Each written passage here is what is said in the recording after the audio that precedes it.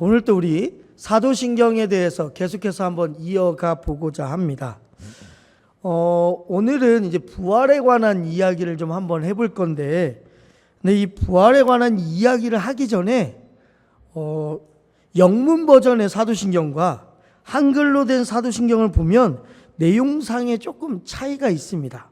어떤 차이가 있냐면, 쉽게 얘기해서 우리말 사도신경에는 빠진 부분이 있어요. 그 빠진 부분을 이제 영문으로 보면 descended into hell이라는 문장이 빠져 있는데, 지옥에 내려가셨다라는 문장이 원래 사도신경에는 있습니다. 근데 우리는 한 번도 들어본 적이 없어요. 그죠? 근데 여러분들 성경책에도 그게 있는 거 아세요? 자, 성경책 맨 앞장에 사도신경 있죠? 한번 펴보세요. 맨 앞장에 사도신경 펴보시고, 장사된지라고 써있는 위쪽에 갑자기 숫자 2하고 가로쳐진 거 보이시나요? 네. 거기 밑에 숫자 2 밑에 맨 밑에 따라가서 읽어보면, 장사되시어 지옥에 내려가신 지가 공인된 원문에는 있으나 대다수 본문에는 없다라고 나와요. 그러니까 우리는 지금까지 이 사실을 전혀 생각해 보지도 않고 전혀 모른 채로 우리는 늘 사도신경을 외워왔단 말이에요. 어떤 학자가 말하길 초기 사도신경에서는 원래 이게 없었다고 합니다. 그런데 AD 390년경에 아퀴레이아 양식의 이 사도신경에서 예수님이 지옥에 내려가셨다라는 내용이 최초로 발견이 됐고, 그 이후부터 계속 등장하여서 라틴어 사도신경 원문에도 있고 영어 사도신경에도 이 말이 들어있습니다. 그러면 우리한테 궁금증이 하나 생기는 거예요. 아니, 왜 그러면 우리나라에는 없나? 왜 우리나라에는 이 문장이, 이 구절이 빠져 있을까? 여기서부터 오늘 말씀을 시작해 보려고 합니다. 처음에 우리나라 사도신경에도 이 예수님이 지옥에 내려가셨다라는 표현이 있었대요. 원래는 있었는데 장로교에서는 이 내용을 넣어서 사도신경을 고백했다고 합니다. 그런데 감리교 창시자인 존 웨슬리라고 하는 감독이 있었는데, 그분이 감리교 신조를 작성하면서 이 부분을 뺐다라는 거예요. 굳이 우리 신앙 고백에 필요하냐라는 이유로 뺐다라는 거죠. 그런 다음에 우리나라 성경에서, 이 사도신경에서 영원히 빠지는 이유 한 사건이 하나 있었는데, 그게 뭐냐면 우리나라에서 1908년에 장로교와 감리교가 합동으로 성경과 찬송을 만들게 되었습니다. 그래서 우리가 가지고 있는 이 성경과 찬송가의 원본이 이 장로교와 감리교가 같이 합동으로 만든 거예요. 그래서 합동으로 만들게 되면서 무조건 찬송가 앞에는 사도신경 주기도문을 넣고 무조건 맨 뒤에는 십계명을 넣읍시다, 이게 이야기가 된 거예요. 그래서 모든 성경 찬송에 있는 곳에는 무조건 앞에 사도신경과 주기도문이 들어가 있고 무조건 뒤에는 십계명이 그래서 있는 거예요. 그냥 아무 이유 없이 있는 게 아니에요. 그런데 이때 사도신경에 대해서 두 교단에서 입장 차이가 생기게 됩니다. 장로교는 원래 있던 대로 예수님이 지옥에 가셨다는 내용을 넣읍시다 라고 했고, 감리교는 굳이 그걸 넣어야 될까요? 라고 입장 차이가 있었다는 거예요. 그래서 입장 차이를 서로 조율을 하다가 결국엔 장로교가 양보를 하기로 했습니다. 그래서 우리 사도신경에는 이 성경이 이제 장로교와 감리교 연합으로 만들어진 이후부터는 신학적으로 그렇게 중요하지 않다고 생각을 하고 예수님이 지옥에 가셨다라는 부분이 빠지게 된 거예요. 그래서 우리가 지금 외우는 사도신경의 체제로 이때부터 되었다라고 아시면 되겠습니다. 그래서 아무래도 우리가 사도신경에 대해서 계속 한 구절 한 구절씩 보고 있는데, 이제 한 구절씩 보는 저의 입장에서는 고민을 정말 많이 했어요. 예수님이 지옥에 내려가셨다라는 게 과연 우리 성도들에게 이걸 선포하면 시험에 드실란가? 아니면 설교하는 입장이니까 당연히 해야 될 것들은 해야 되나 고민을 엄청 많이 했거든요. 그래서 고민한 끝에 우리가 믿고 있는 바를 그래도 제대로 알 필요가 있겠다라는 생각이 되어서 이 구절을 넣어봤어요. 그래서 한번 이 구절부터 살펴보자고요. 자, 예수님이 지옥에 가셨다. 처음 들어보셨죠? 네, 처음 들어봤어요. 우리는 사도신경을 지금까지 어떻게 말하면 제대로 본 적이 없는 거예요. 우리는 늘 듣고 외우기만 했지 직접 글이 써 있는 걸 제대로 본 적이 없어요. 지금까지 모든 성경의 각주로 2번이 돼서 늘 밑에 있었는데도 불구하고 본 적이 없었단 말이에요. 그런데 이게 어디서부터 나왔냐면 우리 예수님께서 돌아가시고 난 다음에 부활하기까지 며칠이 걸렸죠? 3일이 걸렸어요. 그럼 우리한테 궁금증이 하나 생겨야 돼요. 이 3일 동안 과연 예수님이 뭘 하셨냐 이거예요. 이 3일 동안. 그래서 이때 예수님이 죽으셨다는데 그럼 예수님의 영혼은 도대체 어디가 계셨을까? 이러한 궁금증이 우리에게 온 거란 말이죠. 이 궁금증으로 나오게 된 것이 이때 예수님이 지옥에 가셨다라는 이야기가 되는 거예요. 근데 이 예수님이 지옥에 가셨다라는 이야기를 왠지 모르게 뒷받침해 주는 구절이 하나가 있어요. 베드로전서 3장 19절에 보면 우리 같이 읽겠습니다. 그가 또한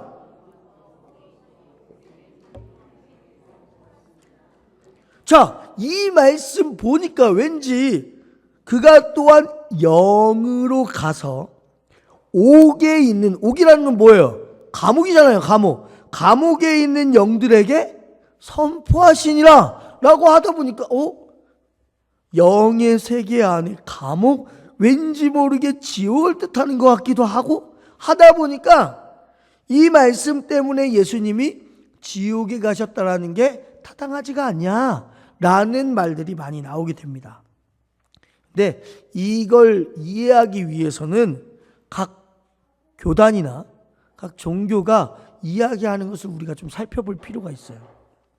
먼저 로마 카톨릭에서는 이 천주교에는 개신교에 없는 교리 하나가 있어요. 그게 뭐냐면 연옥이라는 개념입니다. 이 연옥은 천주교의 말에 빌려서 말하면 천국과 지옥의 중간 지점을 말하고 있는 거예요. 그래서 연옥에서 영혼이 깨끗하여지면 천국에 갈 수 있다라는 이야기가 있어요. 이게 타당한지는 잘 모르겠어요. 하지만 이야기는 있습니다. 그런데 또한 천주교에서 우리가 사용하지 않는 단어의 존재가 또 존재하는데 그게 뭐냐?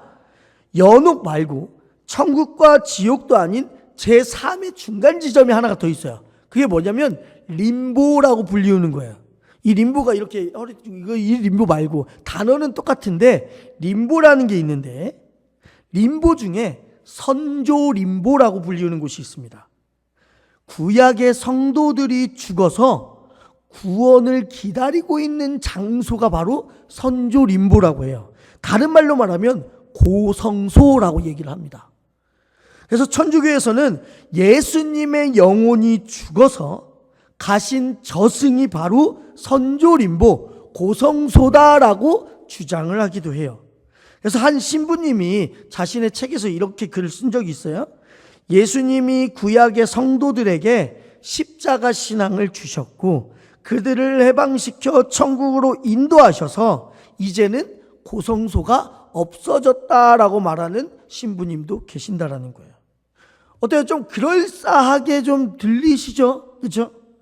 그런데 이거를 의지할 수 없는 이유는 성경 어디에도 우리는 아시다시피 연옥의 개념이나 림보의 개념이 전혀 나오지 않습니다. 그러다 보니까 우리가 이런 주장에 기댈 수는 없다라는 거예요. 또 어떤 설이 있냐면 제2기회설이 있습니다. 이건 단어 그대로 두 번째 기회가 주어진다는 거예요. 예수님이 죽으신 후에 실제로 지옥에 가서 그곳에 있는 백성들을 만났다는 거예요. 그곳에 있는 백성들을 보고 그들에게 복음을 전하고 그들에게 구원받을 수 있는 기회를 한 번 더 제공하셨다는 해석이 있어요. 그러니까 지옥에 가서 지옥에 있는 백성들아, 너희가 지금이라도 나를 믿으면 천국 갈 수 있으니까 죄를 회개하고 나를 믿어 라고 하셨다는 거야. 어떻게 생각하세요? 다시 한번 왠지 예수님께서 구원의 기회를 주셨다고 생각하니까 그것도 좀 맞는 것 같기도 한데라고 생각하지 않으시나요? 그런데 이거는 우리가 성경의 내용과 전혀 반하는 내용입니다. 왜 그러냐? 히브리서 9장 27절 읽겠습니다. 한 번 죽는 것은 사람에게 정해진 것이요 그 후에는 심판이 있으리니 라고 써 있어요. 이 구절을 증거로 봤을 때 죽은 자에게 다시 구원의 기회는 없습니다. 한 번 죽으면 끝나는 거예요. 그러니까 구원의 기회는요 딱 한 번 있어요. 딱 한 번. 그러니까 여러분들 오늘을 잘 믿으셔야 되는 이유가 그거예요. 우리에게 구원의 기회는 딱 한 번밖에 없으니까 그렇습니다. 그러면 이제 루터교의 해석을 좀 볼게요. 루터교는 분명 예수님이 지옥에 내려가셨다라고 확신하고 있어요. 그리고 부활하기 전까지 거기에 계셨다라고 루터교에서는 확신을 합니다. 하지만 예수님이 지옥에 가서 그럼 뭘 하셨냐? 그들을 구원하신 게 아니라 사탄과 흑암의 세력에게 자신의 십자가 승리를 선포하셨다라고 루터교에서는 이야기를 합니다. 어때요? 그럴듯해 보이죠? 그런데 중요한 것이 있어요. 이것 또한 성경적 근거가 아무것도 없습니다. 없어요. 마지막으로 개혁파의 해석을 볼 텐데 개혁파의 시각은 조금 달라요. 지금까지 이야기한 것과 뭐가 다르냐면 지옥에 내려가신 이 부분을 개혁파에서는 음부에 내려가신이라고 표현을 해요. 어차피 지옥이라는 단어와 음부라는 단어가 일맥상통하고 있기 때문에 음부에 내려가신이라고 보는데 이 부분을 실제로 지옥에 내려가셨다라고 해석하기보다 개혁파 쪽에서는 비유로 해석하고 있어요. 어떻게 해석하냐? 예수님께서 십자가상에서 겟세마네에서 당한 고통을 설명해 주기 위해서 예수님이 지옥에 간 것만큼 끔찍한 고통을 당하셨다라고 표현을 하는 것이죠. 즉 고뇌와 고통, 아픔, 고난 이러한 것들을 묘사하기 위해서 지옥에 내려가셨다라는 문장이 쓰여졌다라는 거예요. 그래서 여러분 실제로 음부라는 단어가 성경에 많이 나오죠. 음부라는 단어를 해석해 보면 여러 가지 원어의 뜻이 있는데 죽음, 무덤, 지옥, 고통 다양한 해석들이 이 음부라는 이름에서 가능하단 말이에요. 그래서 기본적으로 장로교가 받아들이고 있는 개혁파의 해석이 장로교가 받아들이고 있는 해석이에요. 즉 예수님이 지옥에 내려가사라는 표현을 진짜로 지옥에 가셨다라기보다 십자가상에서의 그 고통, 겟세마네 그 갈보리 언덕을 올라가는 그 고통이 너무나도 지옥처럼 힘들고 어렵고 고통스러웠다라는 것으로 우리는 해석을 하고 있다라는 거예요.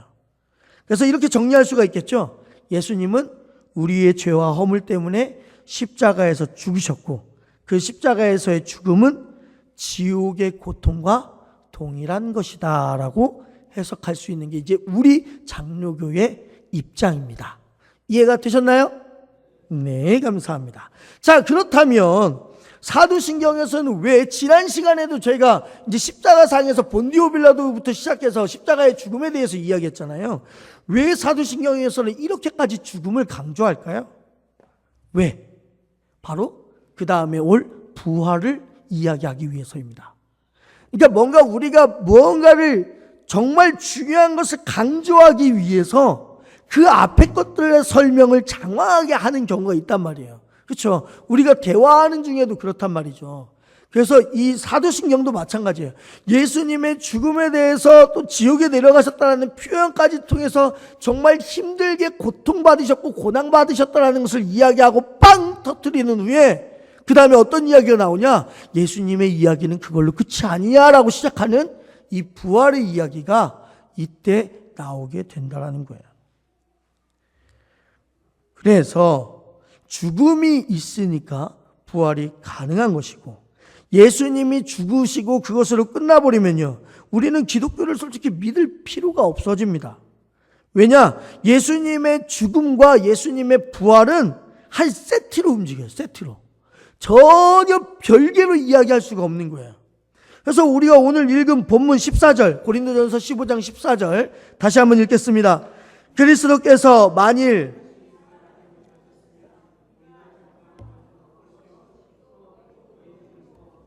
아멘. 여기서 정확히 쓰여 있잖아요. 예수님의 부활이 없다면요, 우리가 선교하거나 전도하거나 이러할 필요가 전혀 없는 거예요. 우리의 믿음도 다 헛것이라고 표현한단 말이에요. 즉 우리의 신앙에 있어서 가장 중요한 게 뭐다? 부활이라는 거예요. 부활. 여러분은 예수님의 부활을 믿으십니까? 정말로 믿으시나요? 마음에 손을 얹고 진짜 믿으시나요? 예. 문제는 믿지 않는 사람들이 있다는 거죠. 물론 세상 사람들은 절대 믿지 않습니다. 왜요? 말이 안 되니까. 이해가 안 돼요. 그러니까 세상 사람들은 믿지 않아요.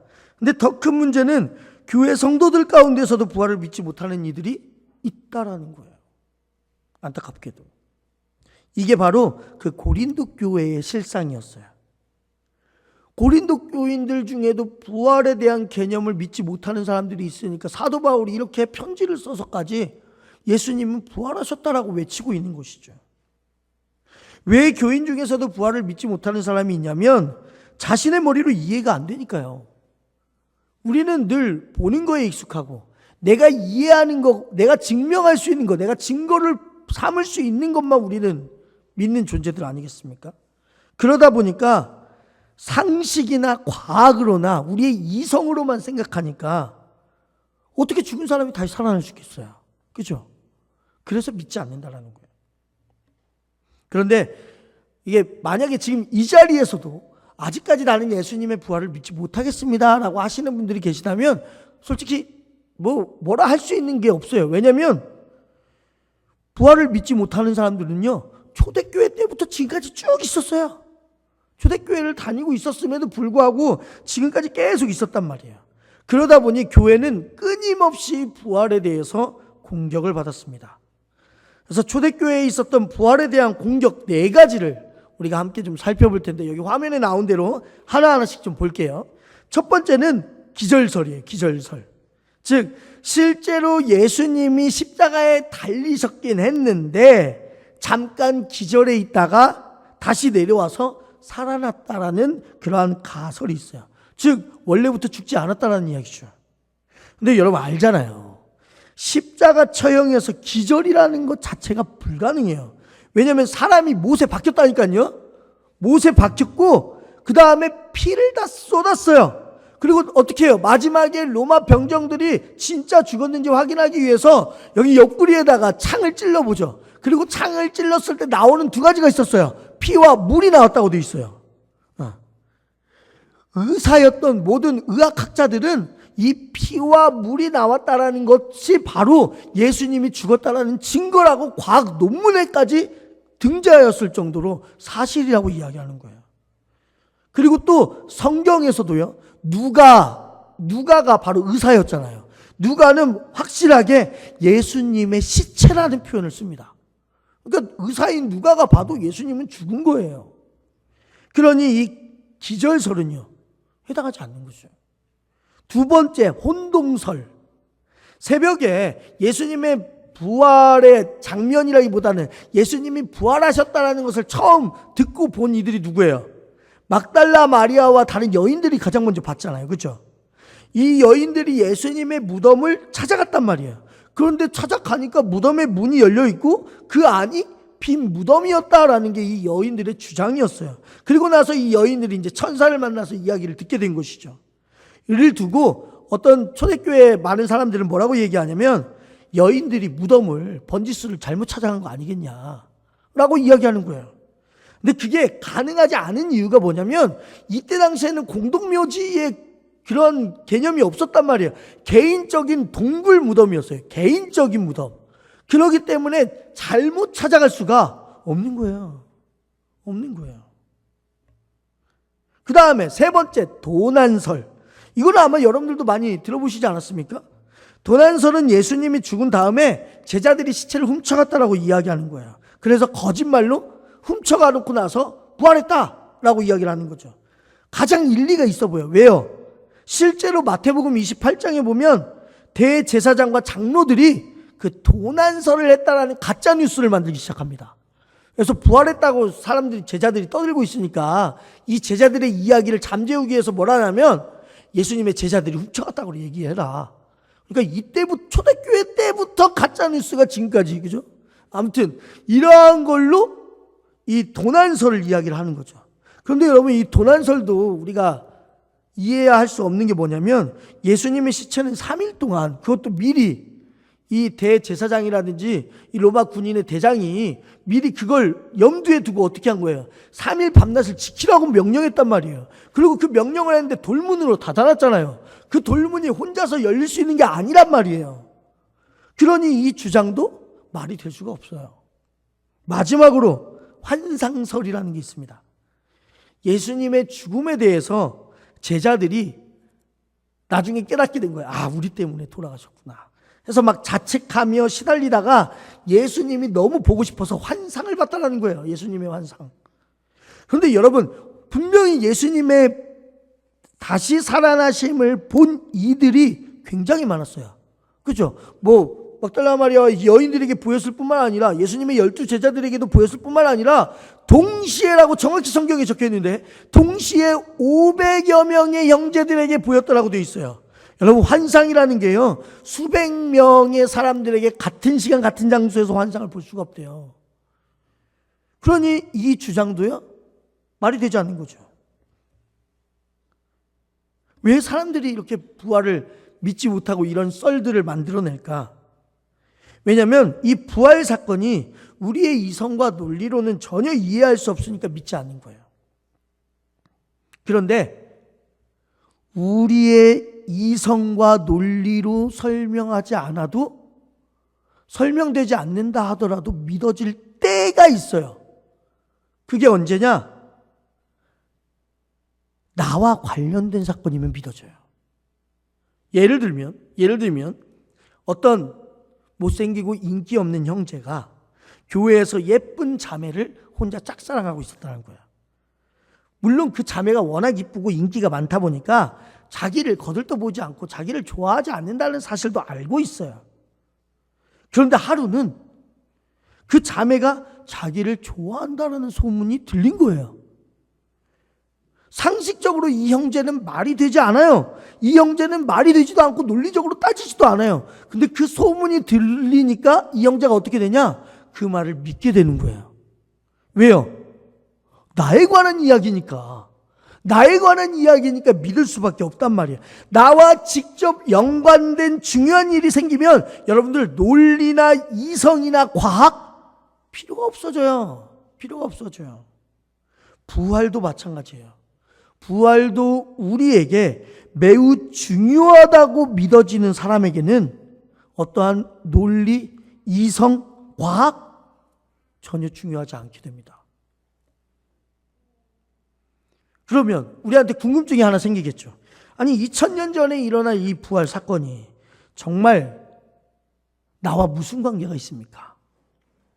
2000년 전에 그때 당시 사람들을 위해서 예수님이 부활하셨다고 하면, 그럼 그때 당시 사람들이니까 나는 2000년 후의 사람인데 과연 나와 무슨 상관이 있습니까?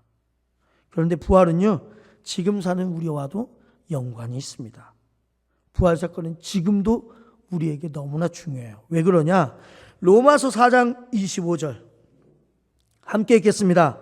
예수는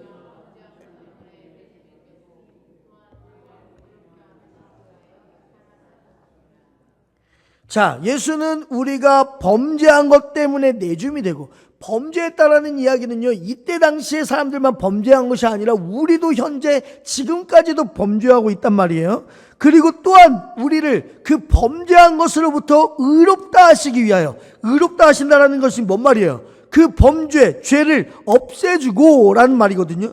그리고 우리를 구원시키기 위하여서 살아나셨다라고 로마서에서는 이야기하고 있는 거예요. 즉 예수님의 부활은 죄인된 우리와 직접적으로 연관이 되어 있는 거예요. 왜요? 구원에 대한 이야기예요. 우리 자신들의 구원에 대한 이야기라고요. 또 하나 볼까요? 로마서 10장 9절 읽겠습니다.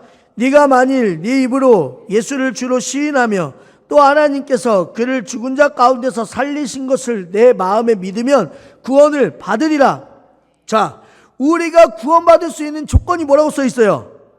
예수님의 부활을 믿을 때라고 써 있잖아요. 그를 죽은 자 가운데서 살리신 것을 네 마음에 믿으면, 즉 예수님이 부활하신 것을 우리가 믿으면 뭘 받으리라고요? 구원을 받는다라는 거예요.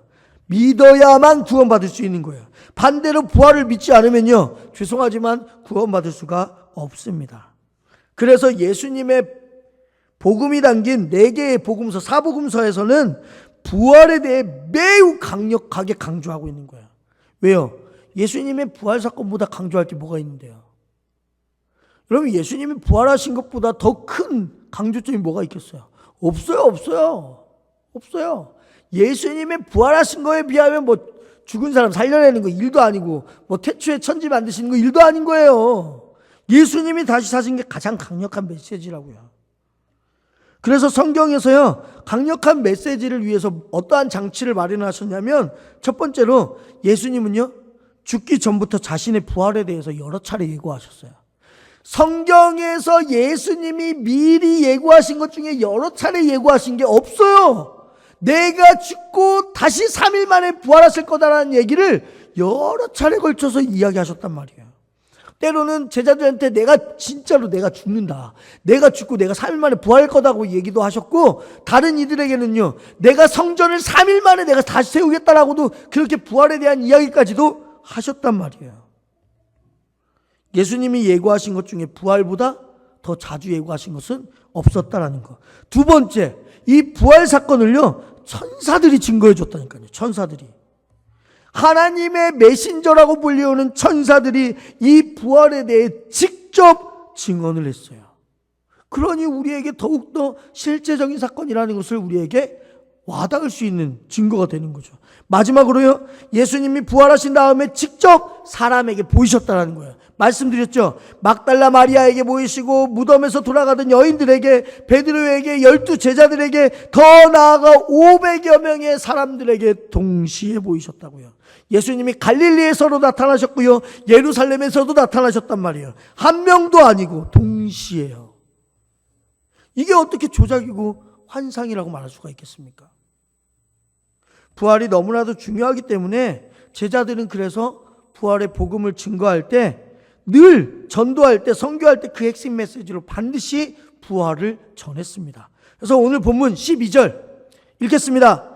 그리스도께서 죽은 자 가운데서 다시 살아나셨다 전파되었거늘 너희 중에서 어떤 사람들은 어찌하여 죽은 자 가운데서 부활이 없다 하느냐. 아멘. 이게 사도 바울이 매번 교회를 세울 때마다 부활에 대한 이야기를 이런 식으로 사도 바울은 전했단 말이에요. 여러분, 부활이 없으면요, 우리의 믿음은 헛것이에요. 예수 믿는다고 할 때 그 핵심은 부활이에요, 부활. 따라서 부활을 믿으며 살아가는 신앙이 우리의 진짜 신앙이에요. 그렇다면 이 부활을 믿을 때에 우리의 뭔가 유익이 있어야 되지 않겠어요? 부활을 믿을 때 우리에게 어떠한 유익이 있냐? 첫 번째, 읽어봅시다. 시작. 네, 죽음을 겁낼 필요가 없는 거예요. 세상 사람들이 가장 두려워하고 무서워하는 게 뭐예요? 죽는다라는 거잖아요. 죽는다. 우리 모두에게 죽음에 대한 공포가 있어요. 그러다 보니 사람의 본능이 오래 살고자 하는 거예요. 그래서 예전부터 장수함, 그러니까 오래 사는 것을 최고의 복으로 여기는 이유가 바로 그 이유 때문에 그래요. 진시황 같은 경우에는 죽는 것이 너무 무서워서 뭘 구해오라고 했어요? 불로초. 결국에는 구하지 못하고 진시황이 49세에 죽었어요. 사람들은 죽기 싫어하죠. 맨날 우리 어른 권사님들, 어르신들 만나보면 아이 죽어야지, 얼른 가야지 하는데 저는 그 말이 진심이 아니라고 생각합니다. 왜요? 그러면서 건강식품 다 챙겨 드시잖아요. 그래서 이런 식으로 얘기해서 정말 죄송합니다. 열심히 우리가 죽기를 원하지 않기 때문에 열심히 우리의 건강을 늘 점검하죠. 몸에 좋은 것을 먹고 운동도 열심히 해요. 근데 그 덕분에 우리나라가 평균 수명이 은근히 높은 나라가 됐어요. 우리나라도. 하지만 결국은요, 다 죽어요. 한 번 죽는 것은 사람에게 정해진 것이라고 했잖아요. 결국에는 죽어요. 조금 더 남보다 살 수 있을 뿐이지 다 죽어요. 그럼에도 불구하고 부활을 믿는 성도들은요, 죽음에 대한 겁이 없어요. 왜요? 예수님이 그 죽음을 이기시고 다시 살아나셨으니까요. 또 부활을 믿는 우리들에게는 뭐가 있어요? 죽었다 할지라도 하나님이 계시는 그 하나님 나라가 있잖아요. 우리는 그걸 바라보고 있기 때문에 죽음을 두려워하지 않는다는 거예요. 그래서 요한계시록의 마지막에 이야기하죠. 마라나타! 그죠? 예수여 어서 오시옵소서라고 이야기하는 거예요. 고린도전서 15장 22절 함께 읽겠습니다. 아담 안에서 모든 사람이 죽은 것 같이 그리스도 안에서 모든 사람이 삶을 얻으리라. 아멘. 즉 아담 안에서 죽은 것, 우리의 삶의 죽음을 말해요.